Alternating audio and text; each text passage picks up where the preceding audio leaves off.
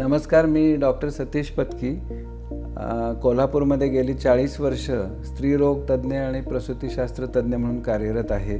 कोल्हापूरच्या पहिल्या IVF बेबीचा जन्म आमच्या पत्की हॉस्पिटलमध्ये 1996 साली झाला आणि त्याच्यानंतर आतापर्यंत विविध प्रकारची क्रांतिकारक संशोधनं होत ही टेक्नॉलॉजी इव्हॉल्व होत निघालेली आहे आणि यशाचं प्रमाण पण अनेक पटीने वाढत चाललेलं आहे. आता हे यश म्हणजे नेमकं काय ह्याविषयी आज आपण बघणार आहोत. तर जेव्हा IVF प्रक्रिया पूर्ण होते आणि आपण प्रयोगशाळेमध्ये गर्भ तयार करतो, पत्नीचं बीज आणि पतीचे शुक्रजंतू घेऊन आणि त्याचं रोपण करतो, ते केल्यानंतर 14 दिवसानंतर आपण जी रक्ताची तपासणी किंवा प्रेग्नन्सी टेस्ट जी करतो ते झालं पहिलं यश. त्या यशाला म्हणतात बायोकेमिकल प्रेग्नन्सी. पण त्या यशामध्ये खरं तर आपल्याला पूर्णपणानं समाधान नसतं.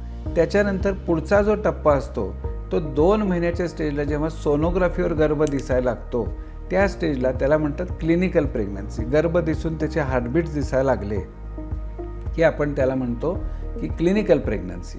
त्याच्यानंतर साधारणपणे 4-4.5 महिन्याच्या स्टेजला सोनोग्राफी जेव्हा होते आणि बाळ हे क्रोमोसोमली नॉर्मल आहे, स्ट्रक्चरली नॉर्मल आहे, त्याच्यात कोणताही दोष नाही, तेव्हा आपल्याला खूप समाधान होतं. तरी देखील आपल्या दृष्टीने IVFचं यश अजूनसुद्धा आपण पूर्णपणानं संपादन केलेलं नाही आहे. जेव्हा 9 महिने पूर्ण होऊन हेल्दी बाळ आणि हेल्दी आई जेव्हा दवाखान्यातून घरी जाते आणि म्हणून त्याला म्हणतात take home baby success rate.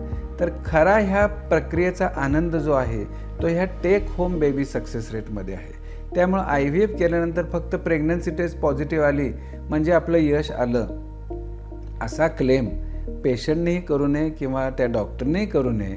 जेव्हा 9 महिन्याचं हेल्दी बाळ आणि हेल्दी आई दवाखान्यातून आनंदानं घरी जाईल तो खरा आनंदाचा प्रसंग आणि त्याला take home baby success rate म्हणतात.